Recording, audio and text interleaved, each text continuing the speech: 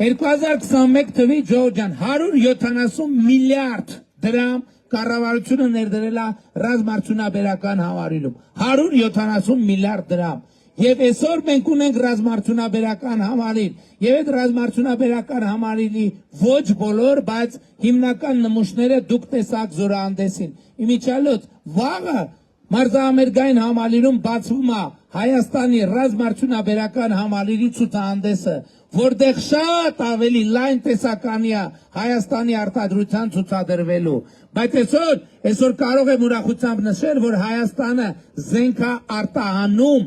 առաջին պայմանագրերն են ժողովուրդ ջան եկեք ծավալների մասով էլ չչափազանցնենք բայց արդեն տասնյակ միլիոն դոլարից ավել պայմանագրեր են կնքվել զարգացած երկրների հետ սա շատ կարևոր է զարգացած երկրների հետ սա նոր որակի պետություն է Հավանիչ տեսանյութը եւ բաժանորդագրվիչ նորությունները բաց չթողնելու համար